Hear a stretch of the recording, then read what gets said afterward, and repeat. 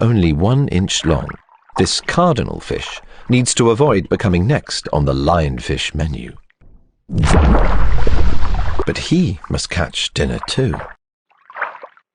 Huge, light-sensitive eyes help pinpoint small prey in the dark. Ostracods, crustaceans the size of a grain of sand, should make a manageable meal. But he's bitten off more than he can chew. Ostracods store a volatile cocktail of chemicals inside their bodies. If attacked, the compounds mix, igniting an explosion of bioluminescence brighter than a flashlight and leaving such a bad taste that the cardinal fish spits it out unharmed. And this crustacean's escape plan is even more brilliant.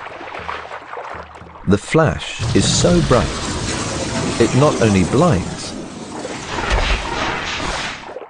it also betrays, leaving the poor cardinal fish temporarily unable to see, but easily seen.